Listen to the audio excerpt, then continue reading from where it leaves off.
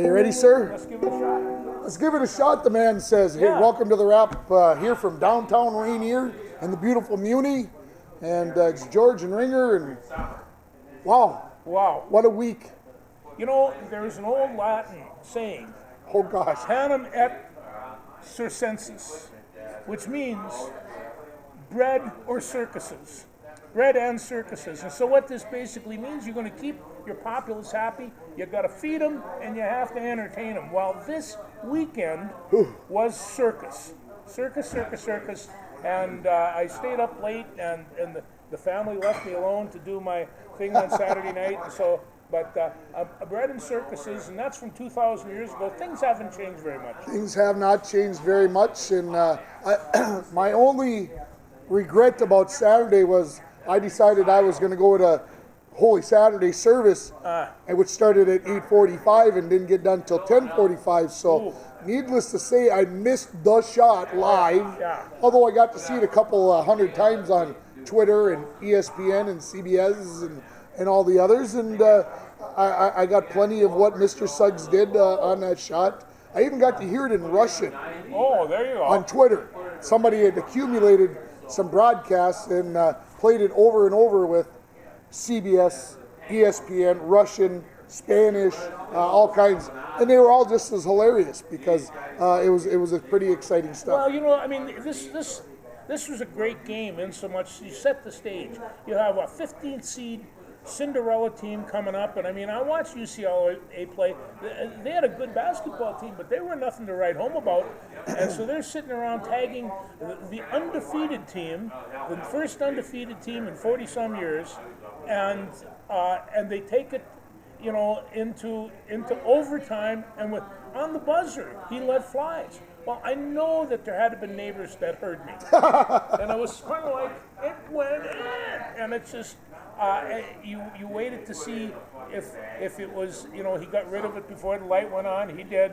It was a buzzer. This was what they dream about. I don't know if you remember Chris Babler. He was the head coach at Rainy River, the men's coach, and he tweeted out, everybody was sleeping in the house except for me until a minute ago, right after the shot, because I'm sure he went crazy. I have to suppose I would liken it to the Minneapolis Miracle. I remember how I reacted when Diggs caught the ball, freaking out. My son didn't know what was going on. So yeah, there's that. You know, people ask, why do you love sports? And that's it. I love sports for what happened on Saturday. Yeah. Saturday was utterly amazing. It was a beautiful day, first of all.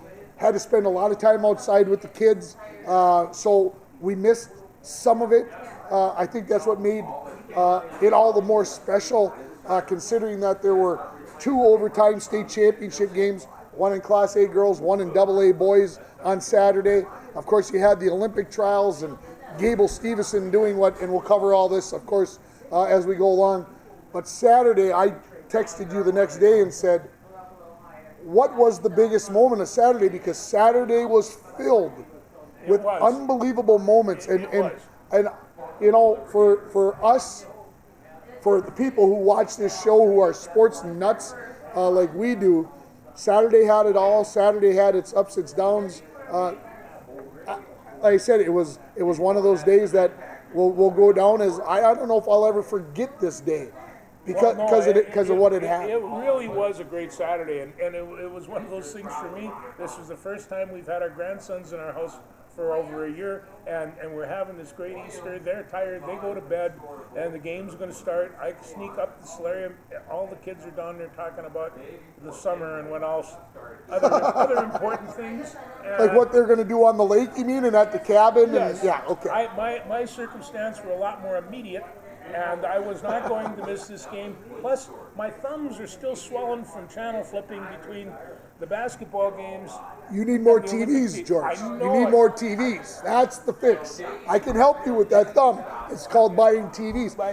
Hey, and you know about Saturday, I didn't even mention Jose Barrios and Corbin. I wrote his name down because I knew I was going to forget it. Dang it. Where did I? Anyway, and the Milwaukee, no hits, both 6 innings, both had 11-plus Ks. Never happened before in the last 120 years of Major League Baseball. No, Like I said, Saturday was nuts. No, it was, and then as long as we're kind of on that level, I want to talk about a guy named Shohei Ohtani. Ah, yes. I'm glad you know how to pronounce his name because I wasn't even going to try. Well, you see, you gotta work on this, and I rely on my Japanese American background. Ohoni, he threw a 101-mile-an-hour pitch, Tim, and he's a good pitcher, hard thrower, and he's a designated hitter for the Los Angeles Angels. He bats second. He took the first pitch 450 feet into the center field stands. Can I make a comment? I'm going to cut you off. 450 feet. Buxton hit a ball 451 yesterday. Did he hit the ball 456 in Milwaukee? I thought that they took the ball down a little bit. Yeah, they did. It's a bunch of baloney. And then talk about home runs. They took a grand slam away from Nelson Cruz. So the next pitch, he hit that sucker over the wall, and 3 innings later, he hit another one for keeps. Today I saw him run for home. I was scared. I was too. I was scared when I saw him doing that. I'm like, they're sending him. This was after they didn't send Polanco from second base yesterday in the 10th inning. Yeah. And I'm like, my God, Polanco can run like the wind. Yeah. It's a ground ball that hit 25 feet in front of home plate. It goes all the way out to the right fielder. And we're not sending the guy? Boy, this is jumping around, folks, but I got to finish this thought. Judd Zuglig, who posts a lot on Twitter out of the city, says this putting a runner on second base in the 10th inning is brand new to major league teams. They did it last year. Yeah. They're still trying to figure it out, just like NHL teams a few years ago were trying to figure out how to play 3-on-3 overtime hockey. And he said, one thing that teams have to learn to do is be more aggressive. The Twins had nobody out, and so yes, do we want to make the first out at home? Why the heck not? Make the guy throw the blessed ball from right field, and let's see if he can throw a strike. And by heavens, if you can throw a strike from there and you get him out, God bless you, you deserve to get him out. But what I don't like was Polanco gets to third base with nobody out, and guess what? We can't get him home from third base. I don't care if we got a bunt, whatever we got to do, but we better not stop the guy. Oh, that's twice now the Twins have done that, lost in extra innings. And both times, I believe, times they've got a base hit and a runner to third base with nobody out and haven't scored in the extra inning. Shame on you guys. Got to change it, Rocco. Okay, no, and considering that in both games they had an opportunity to win. Yeah. Especially the first one. That's probably the first one where they were ahead 5. Yeah, you're right. That is frustrating. Anyway, so, I was... let's get back to the guy from the Angels. Yeah, he's a rookie. He's been around for about 3 years, and he's had some injuries. I talked to the guru down in the cities, and he said, if you got a pitcher like this that can hit 30 home runs, the heck with the pitching, let him hit the 30 home runs. And he's big, he's strong, he has that certain charisma about him. I don't know if this is true, but I saw a tweet that said an American League team willingly gave up their DH at the start of the game for the first time since 1976. Yes. So that he could hit while he was pitching. Not that I was shocked. I just can't believe that any American League team ever did it. It was only since 1974, but the Chicago White Sox in 1976 willingly gave up their DH, and I'm like, who the heck could have been hitting as a pitcher back then? That was so good that they'd give up a DH. Oh, and there have been good hitting pitchers. I mean, there's no doubt about it. I hear legendary about Bob Gibson, and the best one forever was the Bambino. And so, so I talked to him, and I says, the Bambino, when he pitched for Boston, and he says, he basically played every day. He was a position ball player, and when he couldn't pitch, he was in the field. He was playing right field, I believe, but swatting dingers. Yeah. Okay, so I mean, this might be spoiling the party, but we highlight a Saturday. What 10 years from now, God willing, we're both still here, okay? What about Saturday? Of all the things that happened on Saturday, and like I said, we're going to address more of them. Again, not taking anything away from Jalen Suggs, 19-year-old, hitting the spot, hitting the dream. Probably going to make an awful lot of money off of that shot before it's done. But when I flipped the channel and I caught Gable Steveson going through, what's the guy's name? Nick Kwiatkowski. Yeah, he just blew him through like a shotgun. The only reason why the other guy scored is because I think he let him up. I think he felt bad for him. No, I think he probably did too. And so Nick Gwiazdowski, and this guy's no schmuck. That's the thing. He was a two-time NCAA champion out of North Carolina, a two-time a world champion medalist, and he's about the only guy. Well, a couple of other people that have beaten Gable, and he wasn't even in the contest. So I got a couple of thoughts about this. The difference between college wrestling, what we're very used to watching, and the Olympic wrestling is a little bit different. It is. Which one do you like more? Well, it takes a while to develop the nuances to watching freestyle or Greco. But after a while, I'll watch a number of Greco-Roman. I think this is really incredible wrestling. And then I watch the freestyle. And I've told you this before, when I coached and I wrestled, I like wrestling from the feet. Yep. But freestyle is basically from the feet, and that's where they want it to be, and so. So how do you feel about the rule about going out of bounds, you lose a point? Well, how do you feel about that? This is a brand new rule, but I'm glad it wasn't the rule. I'm glad it wasn't the rule when I wrestled. I would have lost every match. Like stalling using the edge of the mat is an art form. And in some instances, you have to use it as such. For instance, if you're wrestling Iowa trains to take half the mat away from you. So they're closing in on you all the way, and so you're constantly working the edge, and so you have to be really careful. But on this thing, I'm not quite sure that I even knew which ring they were going out of. And sometimes the throws would bam, and they'd give two. They were talking about almost like the NBA continuation. So there were some different rules to the wrestling. You could still get a pin even if you were out of bounds, but you got a point for going out of bounds. They had the different colored circles, so I think you knew when you were getting close to the edge, like a warning track type thing. So it was really interesting, 2 3-minute periods rather than a 3, a 2, and a 2. They really gave you a minute break, almost, or 30-second break where you could get a drink, get some coaching. I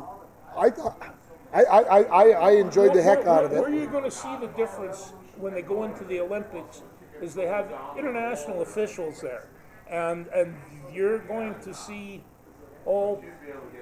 everything from politics to soup and nuts be involved in this, and I've talked to coaches that went through the Olympic Games, and Bob Douglas was a great coach. I spent an afternoon with him, and he said you didn't know where the officials were coming from, and all of a sudden they'd flip up fingers. The judge gives points as well, so the judge flips up a thing, and then they have high amplitude throws, and if I finish mine with my man on the back, you get points for that. In the same way with Greco. So there's a lot of different point giving that's going on, and it's. I said it's interesting, and it kind of course, hopefully gets us ready for the Olympics that we hope are going to happen in July and in August coming up. It almost looked like it was easier to get through the Olympic trials for Gable than it was to get through the NCAA tournament to win a championship. Well, I think this is one of the things, Gwiazdowski, he had a hard time getting matches. He's 26, 27 years old. He probably belongs to a wrestling club. How many guys are going to be coming in there to go for a few rounds with the champ? Whereas Gable had 17 matches last year. And he had Tony Nelson to be practicing with apparently every day. Tony Nelson, but I had to say this. Mason Paris of Michigan finally beat a Minnesota wrestler. He beat Tony Nelson 6-3, and so I had to toss that in. He just had to, folks. I don't know why, but he did.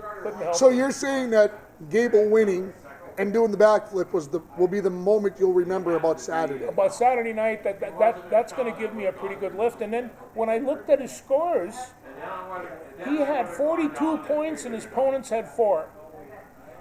The only time I'd ever heard anything close to that was Dan Gable in the '72 Olympics. Nobody scored against him. He shut everybody out. It was 4 or 5 matches, and I always found that to be phenomenal. Sure. And with the world's greatest competition, but 42-4 is not bad. And it was only 4 in the last match, so that means he made it through the other matches without giving up a point. Well, listen, my faith in the young is loud. He's 20 years old. And he's an entertainer. He really likes doing this. Not since not since Vern Gagne have we had an entertainer. He'll be the first one to say that. Yeah, he's dynamic. As far as what the big. I don't know, man. Obviously, Sud's shot will stick in the brain. Yes, it will. But I think I have to kind of agree with you. Gable is a big deal.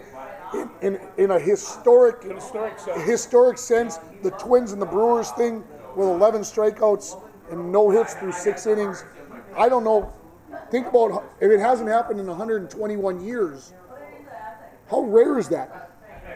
People hit half-court shots every week. Yeah. Okay, so that happens all the time. Maybe not to win in overtime. Don't get too whatever on me. I understand that. It wasn't like they were behind. That takes away. If Gonzaga would have been down by 1 and he hits that shot, different animal. But it was 90-90, so not as big a deal. The Proctor Hermantown two overtime win and the girls. That was big. An undefeated season. And a one-timer that she said she's never done in a game before.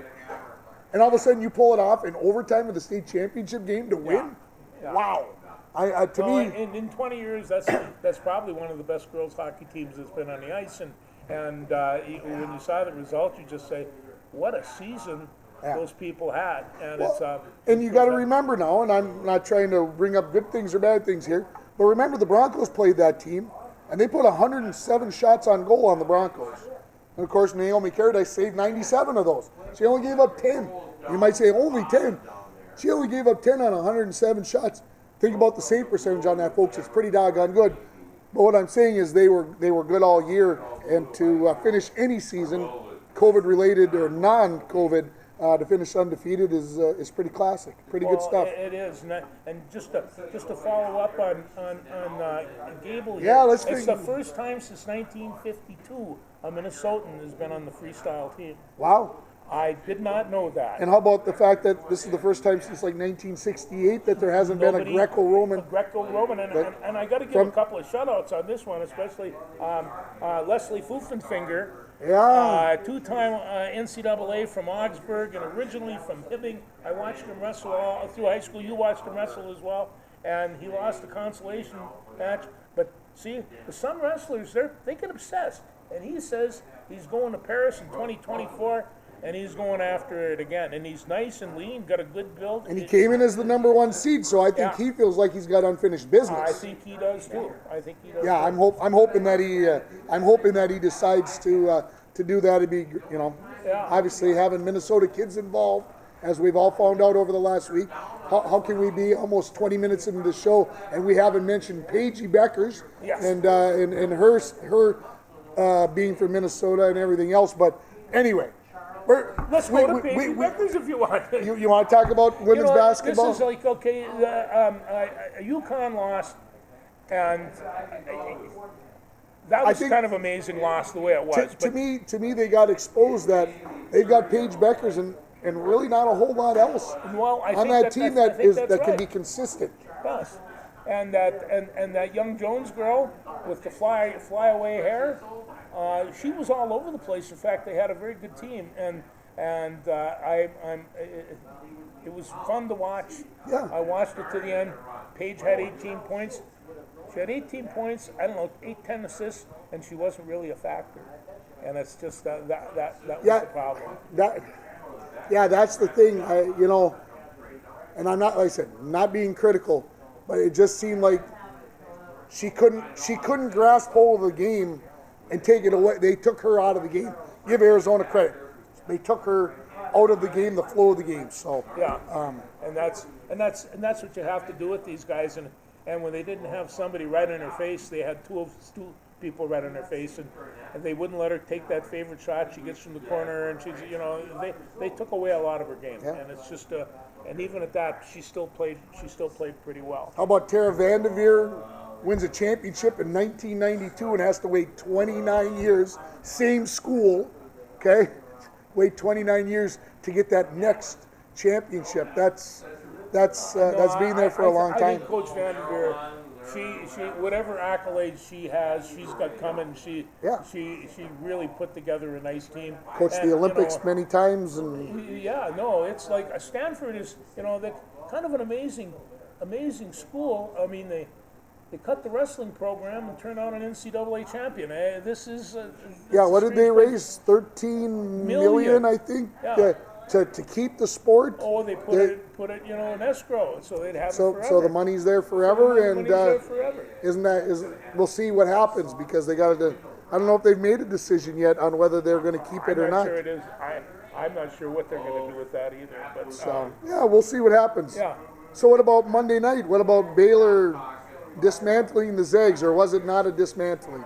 Well, yeah, it really kind of was. I mean, they dismantled them in the first 5 minutes. And when you get those guys starting to pop those threes, and they did not miss them, they're a big gun. He went 6 for 6 for crying out loud. It's. Here's what amazes me, folks. You got a team that scores 86 points in Baylor, okay? So if you score 86 points in 40 minutes, what do you think about the tempo of the game? Oh, you think it's incredibly fast. It's going up and down. How many times did Baylor walk the ball across half court, dribble the ball at half court for 10, 12 seconds, and then decide, okay, here we go? And it was almost like they could judge when they were getting a little tired. And rather than calling a timeout or bringing other players in, hey, everybody, I'm going to walk the ball across the floor, catch your breath for 10 or 12 seconds. I'm going to dribble it here. And then we're going to turn it back on full speed on these guys. And Gonzaga, well, everybody will say, Baylor couldn't lose. Baylor wouldn't lose to anybody the way they shot the 3 ball in the first half. And that's probably very true. But they did more than that. It was like some of those guys were shot out of a gun going to the basket. So quick, so powerful. Somebody mentioned on Twitter, how about the weight room? Baylor must live in the weight room. They are so physically strong. Baylor put a big hurt on them, and give Gonzaga credit. They hung in there, even though they fell behind by 19 with 7 minutes left in the first half. They hung in, and when they got it down to about 9 early in the second half, I thought, here they come. This thing's going to end up being a 4-point game, and all of a sudden Baylor went ping, ping, boom, and it was 20 points, and it was over. Well, and also, I have to take a look at the previous game, and the Bulldogs had a real tough game. And I started picking this up when Jalen Suggs got a second foul. And it was, 5 minutes into the game? 5 minutes in. And I thought, now they are in trouble. And at the time, they were down about 11-3 or 11-4. And then they made a run at him a little bit. They made a run at him. Yeah, they did. And it's just like, and then you. I spent the first half waiting for Gonzaga to wake up and start doing their magic, and they never had it. Hill, talking on the announcing, the color commentator, talked about it way more than once, about the hangovers that Duke would have after a big win. And I'm kind of like, do I want to believe? I don't know if I believe that.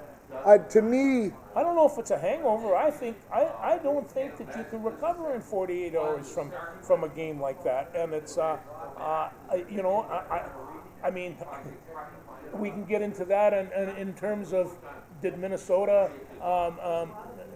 did they do well because they didn't have to play Michigan before they played North Dakota in overtime?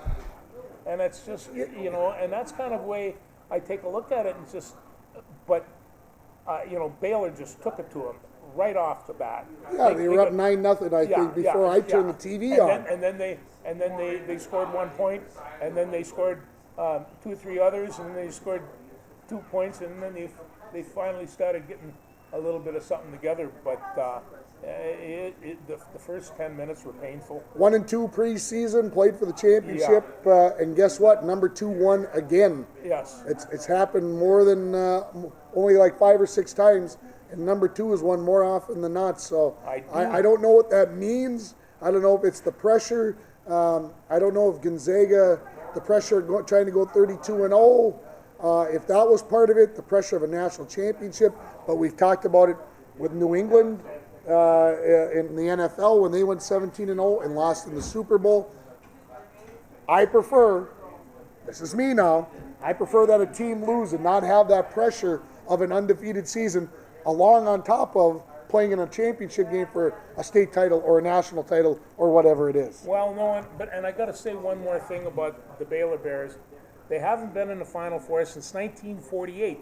That happens to be 72 years ago. I know that. 73 years ago. I'm 72. I was born in 48. But well, you're going to be 73 though, right? Well, yeah, so maybe. Yeah. See, I'm a math guy. I don't remember the game. You don't remember? How I don't remember the game. I suspect that it was not televised. Yeah, there really wasn't much television. But I had to admit, I enjoyed watching the Baylor Bears play the number 1 team in the country and do it well. Yeah. They took the inside, they took the outside, and what I've learned from this NCAA, and I don't know why it never dawned on me before, I'm going to go with these tall, sleek Greyhound basketball players, if you have enough of them. And I'm going to put a question mark on the offensive lineman that the Big Ten's been putting out. Okay, so that let's transition then, because Big Liam Robbins announced over the last 36 hours or whatever that he's entered the transfer portal. Yes, he did, yeah. 7th or 8th player, depending upon... He's the 8th one. Depending upon, the Minneapolis paper says the 8th. I saw another site that says the 7th. It doesn't really matter, folks. It's a boatload of players that, quote-unquote, are leaving. We'll see if they actually do leave. But you'll notice that a lot of, some of it's the perimeter people, some of it's the interior people. Well, so you'd like to see Ben Johnson forget about the 7-footers. Well, no, I ain't got nothing the matter with 7-footers, but I want him to be able to run the court. And, and not that Robbins didn't. I do know you have to have a post guy. And you have to, but I mean, right now, I see a lot of teams running 3 guards and 2 forwards. And it's just like, and they're coming through and taking those short jumpers and things like that. So, yeah, it can be done. But, no, of course, I mean, what guy in his right mind wouldn't want a 7'1" that can block shots, that can do all kinds of different stuff, and so, but he's going to have to find a replacement. There's no 2 ways about it. Yeah, he's got a roster to fill if everybody transfers, and of course, we talked about it last week. The transfer portal is the new. Somebody likened it to an insurance policy. Hey, if I don't like what I see, I can transfer. So why not put my name in there? And if I want to stay, I'll stay. Well, okay. And I'll tell you, it's. I can see that this could be an issue. I can also see that this could be, just a terrific porthole to a whole bunch of corruption. Not that they don't have problem with shoe companies now, And it's just like you see these, and there has to be, I mean, what can you say? If you make a decision to go play basketball, can't you at least make a 2-year decision? It's if the NCAA starts giving you money for your image or doing stuff like that. You think they might have to be a little give and take? If you want money, then you have to sign and stay. And also, besides this is going to. Undoubtedly, this is going to go to the Supreme Court, and I'm not sure. I'm not sure how many basketball players, basketball fans are on the Supreme Court, but I do know that they're all conservative, and so. But they seem to be in favor of Yes, they are. The both sides of the fence, if you will, seem to be in favor of that. These kids. They said, what can I say? They don't get any money, and you're making hundreds of millions of dollars. There seems to be an issue here, and so I think the NCAA will find a way to make money without using the images of the kids. I'm not exactly sure how they'll do that, but they'll find a way. They'll find a way to take the kid, to take the money away from the kids. I thought I did anyway. Oh, so he's got so many notes this week. A sheet of Ben Johnson has picked up a couple of guards, and so the porthole is active, for him. But I mean, this takes on a whole different recruitment policy, and it's just. How would you feel about Chet Holmgren being your 7-1 dude that was coming in to play for the Gophers? Seems how he hasn't made a choice yet. I think he would do real well. Let's see, and also, that brings up some pretty interesting circumstance. For instance, if you take a look at Ncaa Academy, they're doing well these days. They've got right now 2 of the top 10 basketball players. They have the top basketball player in the country. I think somewhere along the line, somebody's going to have to figure out what you want to do with sports academies, because you could start seeing that might. I'm not saying I don't like sports academies. They might have a bit of an advantage. Just a bit of an advantage. Yeah, I don't see it ever changing. I'd like to see it change, but now kids are kids. They're going to let the kids play, and if there's going to be super teams, there's going to be super teams. Well, hey, Hermantown's not a private school. They get all the good players to move there. War Road gets all the. I don't know how War Road gets those people to move there. I'm not sure how they get that done, but they do. Anyway. No, you're absolutely right, and so I'm not sure just. If I was a private school, that's what I would argue. Hermantown, who did they beat? The Hermantown girls, who did they beat in the championship? Gentry Academy, I believe. Academy. And the boys were very successful, and rumor is they're moving up to 2A. Oh, rumor has it. That'd be more appropriate. Yes, and of course I also found out, and I don't know how much of this is true, but you got to gossip a little bit on this stuff. Yes. Many of their players were from out of state that really? they had recruited in, and all of a sudden had families, where they could live that were close to Gentry Academy. Just happenstance, Hey, when any of those academies start accepting special needs kids, I'll go see what they got. Minor to that, I think they're pulling something. Should we stick with the colleges? We can go to college, keep the colleges. You want to talk NCAA hockey for a minute? Or you want to save that? No. Anytime you want to. Let's talk about it. I got the boys. So everybody's already, whatevering UND that they didn't have to play Michigan. Now UMass has 4 players out, including their goalie and their top scorekeeper. So UND's getting all this free whatever, and UND shouldn't really count if UND makes it all the way to the national championship. They should feel embarrassed, or they should feel bad that they've got this shortcut. And I'm kind of like, really? Yeah, there was no shortcut in that 5 overtime period with North Dakota. Anyway, does UND have an advantage on Thursday night against UMass? Absolutely. Do you still have to go? Do you not think that those UMass kids are going to come out with fire in their eyes, a rocket tied to their butts, and going to come out and play that much harder? UND's going to have their hands full. I'm just going to say it. UMass is a very good hockey team, and also they've all had 2 weeks to rest these legs. There is no, skipping games at this point in time. Uncle Paul said this to me. If Fanti went down for the Bulldogs, would I feel bad that Stacekall had to come in and be the backup? No. And I would guess most college programs have a second goaltender who's pretty fair. So let's not, leading scorers out. Yeah, that's a problem, because UND can lock you down and make it very difficult to score. I get it. But in the end, injuries, COVID are a part of the game right now. I'll tell you where the Bulldogs have the advantage. Scott Sandlin. He is an incredible coach. He's been there. He doesn't lose his cool. He keeps both blades on the ice at all times. You got to beat Sandlin and the Bulldogs, and that's tough to do. Millimak, who came on, Luke, the guy who scored the game-winning goal in the 5th overtime, posted a few sentences on Twitter, and it was shared to other people. Anyway, basically said he came from Saskatchewan, and when he was here playing in a tournament, and Sandlin was recruiting him, and they sat down to talk about things. And Sandlin said, one thing that we talk about here is that UND is nobody gives us credit for what we do.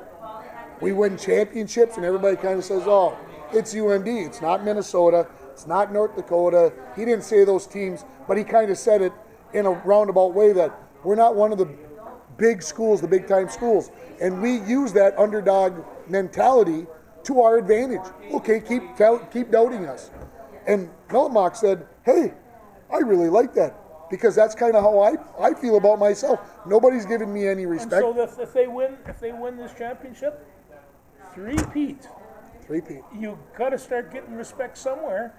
You would think so. And also, the Northern Sun Conference has just done a remarkable job. When the Big Ten decided they're going to dump all these teams and go all the rest of that, I thought, oh boy, what's going to happen? Well, I told you what happened. And now,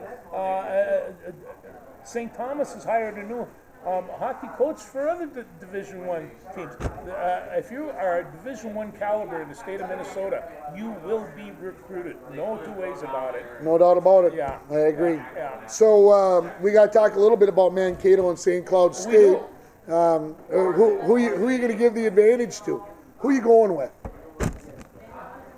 Well, I'm going to go with Mankato because I think they're hot right now. But that St. Cloud's been the team to beat all year. And they took care of UMD, and Well, and don't forget their head coach is Brett Larson, who was with UMD for more than one of their trips to the Frozen Four and more than one of their national championships. So, St. Cloud State's got an advantage, but I agree with you. I have a feeling that Mankato finds a way to win that hockey game. It's going to be close. 1-goal game, 3-2. I'm predicting. It might have to go to overtime, but 3-2 the final. Mankato wins. It's going to be a heck of a hockey game. Well, when they beat Minnesota, and I mean beat Minnesota, that they left the ice a different team that night. And wouldn't it be great if it was Sandelin versus Sandelin on Saturday night? I think that wouldn't ESPN love that? Wouldn't they just love it? I wonder how Mrs. Sandelin would feel about that. But she said she'd be cheering for her son.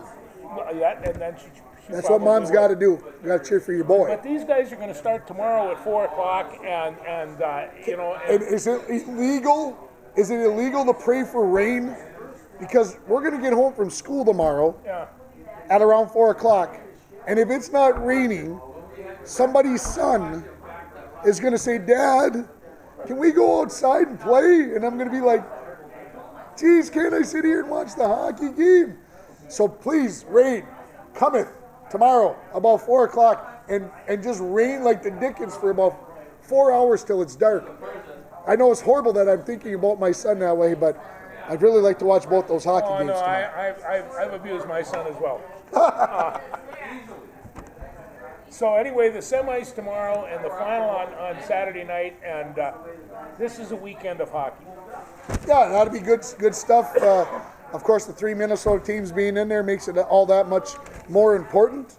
I'd like to talk a little bit about Gophers. We can talk about Gopher volleyball, the number 3 overall seed heading into the tournament. We got the first bye. And everybody will be in Omaha next week. Everybody will be rested up. Everybody will be hopefully non-COVID. The Gophers have already had their issues. So let's hope, that everybody is healthy. And just 48 teams, not 64. So they do get a bye as the number 3 seed, and they'll play very quickly those 5 matches. It'll be done in about 10 days. And I'm looking forward to it. Like there's not enough going on. Let's put in the volleyball national tournament. But it'll be fun. We are coming to the tail end of the winter sports, and it's kind of like leaving a large auditorium with great music, and then all of a sudden it's quiet. And we've got what can I say? Panama circumstance. This is bread and circus, and the circus is real alive, and this is what we do. Go for softball. Boy, they got a big one this weekend. They played Northwestern. Northwestern 18-2 in first place in the Big Ten. The Gophers at 15-5, and I don't know if were you listening to the radio this morning? No. Well, I don't know if you know, but I'm doing the sports on the radio in the mornings now. You should tell me that. Yeah, I could keep you. Yeah. I just started the other morning. Anyway, Natalie Den Hartog, who's got 6 home runs, leading the Big Ten in home runs, she said this, and this was played on the radio, and she essentially said, Minnesota has always had something with Northwestern in softball, especially for our super seniors. She said there's a little snottiness between the two teams. And so we're hoping that we can bring our swag and show that we belong near the top of the Big Ten. And I was kind of like, snottiness. I thought that was great. I think, and actually, when you're competing against Northwestern, a certain amount of snottiness is required. It really is. So good luck to the softball team. 4 games, yes. 1 Friday, 2 Saturday, 1 Sunday, and of course the one on Sunday is on the Big Ten Network at 11 a.m. Are you going to bring up the men? The baseball team? Yeah. Well, yeah, I've got it written down here that they're in last place in the Big Ten. They've won 3-13 or something. This was supposed to be one of the, they were supposed to be really good last year. Yeah. And they were supposed to be pretty good this year, but they're in last place. They've got 3 games at Iowa this weekend.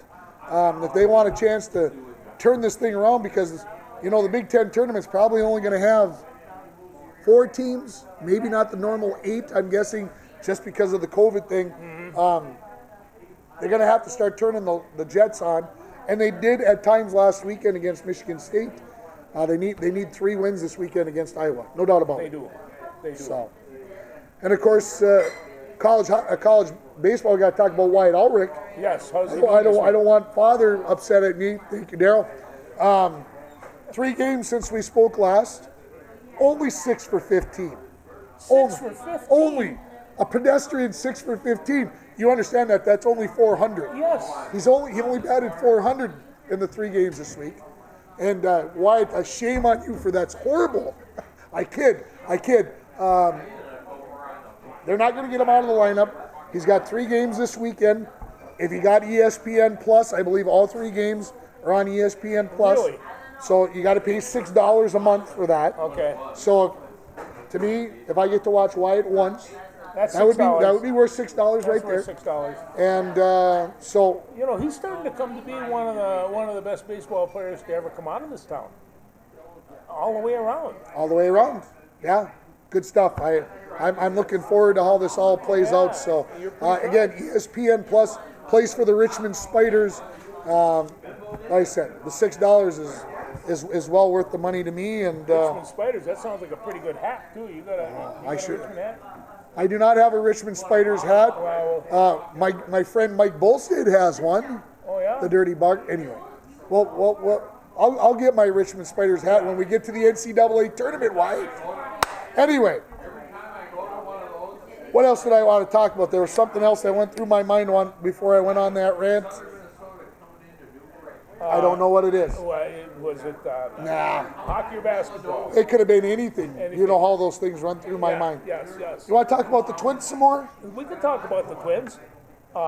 Who's the biggest surprise? What's the biggest surprise right now with the Twins? I think the biggest surprise for me is the way he performed was Max Kemper, and he swatted the heck out of the ball. And it's just like he didn't find a hit the first 3 weeks down at spring training. He did turn it on, and so he's been kind of a surprise in terms of the kids. We haven't really seen Donaldson come across, but Donaldson gets hurt. Seems to be. He seems to be pretty. Arise made it on base 7 straight times, like 9 out of 11. He's been playing well. Byron Buxton, for me, is the surprise. Two big home runs. Yeah. A little bit of digestive distress that he went through. Same thing with Arise. They got a little flu bug. Good thing it's not COVID. But this team's sitting at 4-2, and I suspect some people might say the starting pitching has been pretty good. Really good. Yeah, this is the best. They got a rotation of 5 starters. So to me, everybody was saying, well, the defense is going to be better. The defense has been pretty good, minus Kepler's dropout in right field. Their defense hasn't been bad. So the unfortunate part, they're 4-2, and both those losses are in extra innings. So they seem to do something every day that kind of makes you go, they're talented. They're talented. They are. They're going to do some things, and so let's just hang on, because It's a 6-month season. Well, you see, like Nelly Cruz has 2 home runs, and we don't even bring him up because we expected of Mr. Cruz to be swatting these, and he's going to go through, at least he has in the past, a couple of days when he's not going to get any dingers, but usually they have a hard time hitting those things and the timing getting down in the spring. And in fact, and you could answer this, how much does a professional baseball improve between the months of April and May going into how June? How about when it gets to be July and August and it's warm outside and the ball starts really flying? It's good. It's like I said, it's a long season. It's only 6 games in. But I'll tell you what, there are parts in place for this team to be very good. Polanco with a big 2-run double today. That got the Twins the win 3-2. It seems like it's coming from somebody every day. Astudillo Willens came in and played third. He's done what he needs to do. Garlic got a couple big hits today. So the parts are there, and we got guys on the DL. What's going to happen when Donaldson comes back and he hopefully can play every day at third base? The play he got hurt on, I don't know if you can skull the ball any harder than he hit that ball, that double that he got. I'd like to see him do that. Cruz's home run, or Buxton's home run the other day was 115 miles an hour off the bat. Off the bat. What the heck? That's really hitting the ball. So the Twins are going to be fun. You get a 100 mile an hour fastball, and you get Brian Buxton. That ball is going to fly, and it's complete response. I'm never much in physics, but the harder the better sometimes. Absolutely. Let's talk about the Wild. Let's talk about the Wild. They are wild. Yeah, a tough one on Monday night, unfortunately, against the Avs. Things looked like a good start. Remember, the Avs had shut them out a couple of times down in Denver a couple of weeks ago. And, Hartman comes out and scores that goal. The Wild looked good. And son of a gun, get to the start of the second period the other night, and she all fell apart in a big hurry. But the Wild did make it interesting. I didn't know if they would lay down or what they were going to do. They get their final chance against the Avs on tonight, Wednesday night. They do. This is the last time they play them this year. And during the regular season, and Nick Bonino said, we have to make a statement tonight.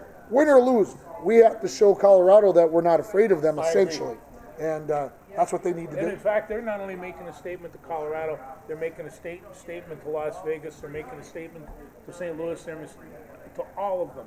Here, we are here. You want to know about the scary part about St. Louis? The defending Stanley Cup champs, or 2 years ago were the champs. They're in 5th place right now in the division. Right now, Arizona's in 4th. What? 4th. Yeah. So. And the other thing is they've learned to count on a little bit where it fell apart before, as they're getting good goaltending from 2 good goaltenders, and everybody didn't know how Cam Talbot was going to do. Well, if the midseason right now, it looks now, like Eveson's made a decision that Talbot's in goal again tonight. Yeah. It looks like to me like he's made the decision. I believe Talbot's in goal. Yeah, I think he is too. I think he's made a decision that we're going to ride Talbot. We're going to give Kakkonen the whatever and let him step in when he needs to. So sure. I don't have a problem with that. No. I like Kakkonen too. I think he's played well. 21 years old. This kid's the future. There's no doubt about it. And I tell you what I like about these kids. I watch them skate. They're laughing out there. They're smiling. They know fun. that this is what it's all about, and they're really enjoying their time. And it's and I think that this. In many instances, young Mr. Parisi had to catch up with the youth of this team, and it seems that maybe he has. But he'll be back in the lineup tonight after being out because of COVID-related issues for 10 days or so. Yeah. So we'll see what kind of legs he's got. You know, if you're an older person, I remember this from teaching school. A retired teacher says, "How do you keep up the energy?" I says, "I give it up a long time ago. I tap into the younger teachers. They got lots of it." And so that's what Parisi has to do, because those young kids, Fiala and Kirill, these are real live energy bunnies. They're doing well. Timberwolves got a win the other night. D'Angelo Russell comes back into the lineup, comes off the bench, scores 25 points. It's like they won 13 games this year, and yet they show promise. They've got potential there, and it's I'm not sure when it's all going to come about, but I don't. At this time of year, with those guys, you would just completely lose face. But these are young kids. They still got the number 1 pick right now. They're a half game and behind. Who should that be? Ooh. Well, I know a lot of people are going to say Jalen Suggs. I don't think he's the right fit for the Minnesota Timberwolves. I just don't. I don't think it's the right time. But I could be wrong on that. I've been wrong before about these kinds of things. Obviously, Cade Cunningham from Oklahoma State is kind of sitting out there as that number 1 pick. Honestly, I don't know if the Timberwolves will end up with it because obviously they got to go through the lottery, and there's no guarantee even if you have the worst record. Well, they're working real well on that, if that's the criteria. But number 1, I think Suggs could use another year of college. He's 19 years old. He needs to grow up a little bit. He needs to grow up a little bit, and that's. Although people would say, "Did you do a lot of growing up in college, Daddy?" No, not really, but right after. When your wife texts you during the show, make sure you answer it. That's the lesson right there. That's right. That's right. Let's see. That's the end of the Wolves. How about the Masters? The Masters coming up. 88 players coming starting tomorrow. Yeah. And I took a list of where these guys were coming from. Talk about a diverse field. They are all over the place, including amateurs. Yeah, it's going to be fun. And of course, as I always say to the kids, it's not golf. It's the Masters. It's the Masters. It's different. It has a different feel to it. It always does. I don't know if that's good or bad. For me, it's good. Maybe for other people, it's not so good. But for me, Masters weekend, along with the Ncaa Hockey tournament, makes for a full weekend. There was a reason why the Bronco Athletic Hall of Fame was never on the second weekend, ever in April. Never. Because you cannot mess with the Masters and you don't mess with the Ncaa Hockey tournament. So it was never be on that weekend. Anyway, having said all that, I feel like Jordan Spieth has put himself, he's got his game going in the right direction. That doesn't mean anything when you go play at Augusta, but I like him. And I like. They got that hole in the 17th where they have to throw it over the water onto this little pad 12? in the middle. 12? That's Yeah. 12? Oh, yeah. They'll be dropping that ball all over that place. But let me tell you something. There is a purse of $11.5 million. Is that all? That's it. That's it. Only 11.5. 88 people divvy it up, and I understand the guys at the top of the leaderboard get the most. Really? That's the way it works. Well, that seems fair. I guess, I suppose. So that's where it's at, and but I will tell you this.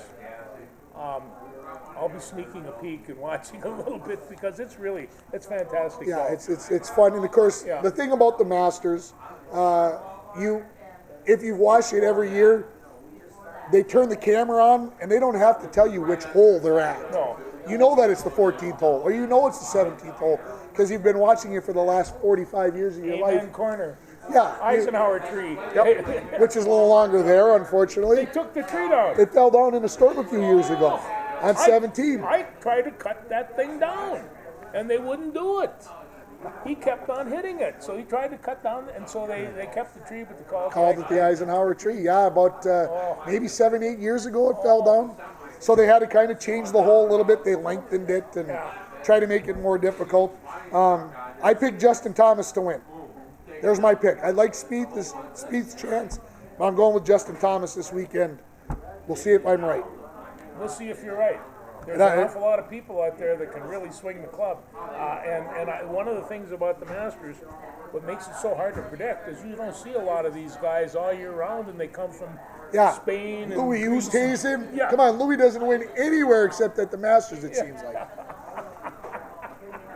But he'll be there on the final weekend when it gets down to the final 9 holes and they show you the top 7 names on the leaderboard. Guess who's going to be there? Louis Oosthuizen. What the heck? He's just there. It's the way that it is. Yes. Hey, did you know that the World Curling Championships for men is going on right now? I did not know that. Is it on your phone? You generally Oh watch my that. gosh, I should be watching it right now. It's not on right now, no. You could get split screen and have darts and Oh my God, darts. Oh, I wish. yeah, we won't do it. Anyway, John Schuster and his rink are taking part, and they're sitting in 6th place right now. Schuster's just out of Bemidji? He's out of Chisholm. Chisholm, okay. Chisholm. Duluth now, I think, is where he lives. Anyway, they got a big win today. They beat Norway, who was actually in 1st place at the time, and they needed that win to kind of get them going again. They had lost to Russia yesterday, and so right now, like I said, they're sitting in 6th. Canada absolutely obliterated them. It was ugly. It was ugly, folks. Anyway, hopefully by Friday, John will find his way into the playoffs, and so that's also on the card for this weekend. A little watching of that, so hopefully... You know, there was a time that people thought that having a one channel of sports 24 hours a day would never succeed. Never succeed. Now you've Fools.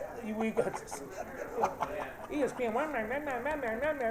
Hey, do you realize Canada has TS 1 through 5? Really? 5! Come on! Hey. They got other ones, just like we have, Fox Sports and all the rest of them. I understand.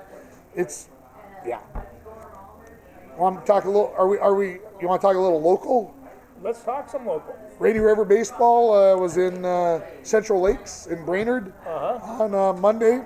Lost a pair of games there, and they'll have their home opener, weather permitting, on Saturday at Sheila Field at 1 o'clock, as they will be at home to, I think, take on Mesabi Range, if I remember correctly. Okay. The hated Norsemen. I was a Norseman, so. Yeah, I know you were. Anyway, and the Rainy River softball team, who has 3 former Broncos, Taylor Sears, Marissa Carey, and Mariah Leahy on the team. They were in Anoka yesterday to take on Anoka Ramsey Rams. They lost 10-5, but Marissa Carey hit a 2-run home run in the game, and Mariah pitched. And they'll be getting home games here coming up, not in the next week, so we'll talk more about that next week. And the Broncos are going to be able to come back and practice this coming week, starting on Saturday because of the COVID issues. And here's the scary part. If the weather stays right, I'll be on the radio next Friday afternoon for a softball game. Yeah. Craziness. No, it is. I mean, here we are. It's April 16th, and we're gonna have a game on the radio. So it ought to be fun, and high school sports will get underway. Just you want to put something on your calendar. Bronco versus Little Fork Big Falls Vikings softball game, first of 2 of the year, on April 19th, Monday, April 19th. And we can actually go see it. And you can actually go watch it because it's outside. Yeah. So, or you can listen to me on the radio. Oh, yeah, because, that would be the other thing you could do. So, the only other thing I had to talk about is the state basketball tournament. So, You know what, and I wanted to bring that up because I was taking a look at some of these records. There's some really good basketball teams out there. there's some good basketball teams And out it's just like the opening round of 4A is going to be Cretin and Maple Grove. Now, Cretin 17-5, Maple Grove's 13-9, but it and Wayzata are the other 2 teams on that, and they Wayzata's loaded. Yes. Yeah. But so was Champlin Park, and Maple Grove beat them in the quarterfinals. No, the Wayzata's 17-2. They're going to be just fine. The 3A is Alexandria at 21-1, and Richfield 16-4, and De La Salle 15-5, and Minnehaha Academy at 18-1. Boring, because we know who's going to win it all. Nah, that's the thing. That's the reason why they play the games. But Minnehaha should be the team to beat. Keep going. And Badger and 2A Caledonia and Minneapolis North. Caledonia is 22-1. Did you watch the game this afternoon? Because it's over. I didn't watch that. Caledonia won a battle royal, 60-55. Some of the ugliest basketball you'll ever want to watch. Caledonia pulled it off and won 60-55. They've been doing it that way for a long time. And You want to know the scarier part about Caledonia? Yeah. Their best player, Eli King, their best player, who had 2 older brothers that came through and played at South Dakota State and everywhere else. Right. He hasn't played a second for them this year due to a knee injury from football. And they're still in the state tournament, and now they're in the state championship game. Caledonia. What do they got in the water down there, folks? I don't know. Start to get you wondering. And the other 2A game going on right now. Fergus Falls and Waseca. Do you know that Fergus Falls has a 7-foot kid? I didn't know He's got a 7-footer. Hard to beat. They had to win on a buzzer beater last week. Waseca is loaded. 21-1. So when we get done with the show, we're going to walk over there, and I'm going to ask them to turn Me TV on. Okay. So that we can see what Waseca is. Yeah. That'd be very good. And then, of course, in 1A, boys. We got Badger Greenbush. They hung up their wrestling togs, and they're going to play. They're going to play Hayfield. And they got throttled today. They did, Hayfield put a big snot bubble on them. Yeah, Hayfield. I think. And remember, Badger beat Deer River last week. So, yeah, Hayfield, nice team. Very nice team. And Hancock and Sleepy Eye St. Mary's. Hancock has got a 6'7" kid. Can this kid play? I think he had 15 and 16 today in the first game. Okay. Yeah. So Hayfield versus Hancock in the boys' championship for Class A. Good. It was good stuff today. Yeah. Not that I was watching, but I kind of had it out of the corner of my eye while I was working. I know people are saying, "Weren't you working?" I was working. Yes, you do. Lots of stuff done today. Hey, you can walk and chew gum at the same time. That's right. How about the girls? Hey, let's take a look here. 4A, we got Chaska 16-0, Hopkins 16-0, and that's going to be Friday at 7 o'clock. The Centennials 21-0, and Rosemont's 19-1, and the 4 teams that are there, there's 1 loss. If anybody beats Hopkins, call me up because that'll be the upset of the century. It will. Yeah. Hopkins is that good. Hopkins, I believe, is either going to set the record for most consecutive wins or did in the quarterfinal. And so they're loaded. And so Absolutely we're going loaded. right to the finals for 3A, and that's going to be Becker, and they're 18-3, and they're going to play Marshall, and they're 21-0. Marshall's got a nice guard who scored 30 in the semifinal yesterday. Becker had a team that was loaded last year. Becker's going to be very tough to beat, and it's going to be a great game. I personally, hopefully I can find time to watch it. Well, the 2A game, Albany and Providence Academy. Tell me about Providence Academy. Did you watch Madden Greenway yesterday? No, I didn't, but I read about her. You know, she's a 7th grader. I mentioned her, I think, on this show last week. How many points you got? You know, I don't remember. I didn't look to see how many points she scored, but she was a 7th grader and didn't blink an eye in the moment. No. Never. You couldn't find her a 7th grader. What impressed me about Providence Academy, they got 2 sisters, last name Court. One's 5'11", the other one's 6 foot. You should see these girls. You have to watch these girls play because you would think, being that tall, and they're built girls, and don't get me wrong, but nimble, dribble the ball, dribble penetrate, spin in the lane, put up a layup, left-handed, right-handed. It didn't matter. I'm like, no wonder they're playing in the state championship game. These girls are very good, very, very good. So Providence Academy is worth the effort, and then Albany's got a girl that's going to South Dakota State that's also worth the price of admission. So and you know, and I'll get into it in a second here, but the single A is Belgrade Groton, and they're 23-1, and they're going against Minneota, who's 24-0. Now, you know who gave them their only loss? Who's that? Minneota. And so this is a rematch. They already played this year. The Vikings are 85-2 over the last 3 seasons. They're pretty good. You want to talk about what's in the water? Well, you got to remember they've also won volleyball state championships, which kind of a small school, but they've also had great football over the. They have. So what's in the water in Caledonia and Minneota? Everybody wants to know. I'll tell you what, they hire great coaches. That helps. And also, and maybe you can fill us in, they're selling tickets for the basketball tournament. Yeah, there are a few. A few. I don't think you got to be on top of you got to see the tweet or the message, and you better call now. Oh. So, yes. I wasn't going down and there. of course, MIB lost in the semifinals there. It was a very physical game. Yes, and Jeffrey Buffetta got a really nice article written to him by Patrick Russi. And Buffetta, he's really done a heck of a job down there. I mean, when he started coaching both the boys and the girls, you thought, that's going to occupy a good percentage of your time. And he has seemed to work it out. All his teams have been competitive. The thing that I like about what I see with him right now is that with his girls team, who does not lose anybody, that played in the state semifinals, his team was so calm, and he was calm. He was. He's matured as a coach, and I think that's the reason why his team keeps getting back to state. The article was written good about him, and I tell you, I competed about him with him a number of times. Always a gentleman, always a great coach, always come at you hard. Oh yeah. But this was. I'm really glad that they had that success, and that Coach Buffetta is doing the job. I can't believe it. We covered everything on that piece of paper, folks. I don't know how well you can see that. It's filled. It's got crossways writing on it.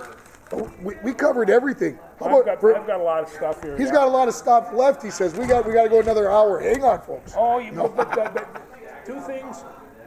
Barry Alvarez has retired as AD from Wisconsin. Think what he did for Wisconsin. Think what he did for Wisconsin. When he took over that football program, they weren't any better than the Gophers. And he put a jolt in them right off the bat, but a really fine coach. And did a great job of raising funds and doing things much better. Yeah, Wisconsin has got a great facilities. They got a great athletic program, and a lot of that is because of Barry Alvarez. And the new St. Thomas coach is Rico Blasey, and Rico's going to come over and take that team over and go out and do other things. The last thing I have, Dakota Dozier got himself a raise.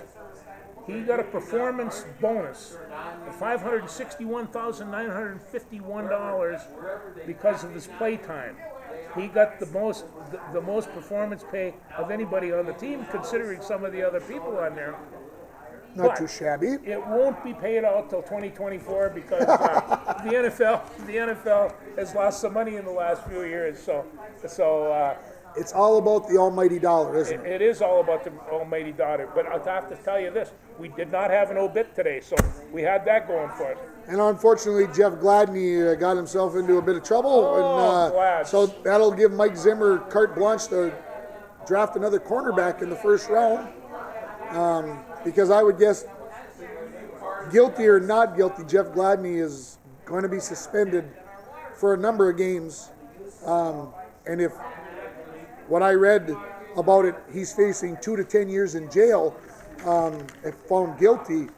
The Vikings may seriously have to consider drafting another cornerback. Well, and they might. And it's, and I'll tell you, getting cornerbacks are about the hardest that they are. And I saw a report the other day, and they were talking about most head injuries come from cornerbacks. Wow. And it's just like, why? Well, because these guys coming around the corner are running 200 miles an hour, and they hit you like a tank. Like Derrick Henry, you mean? Yeah, exactly. And so, but anyway, the big Dakota, he's back, and they're going to need him. They're going to need him. They're going to need him.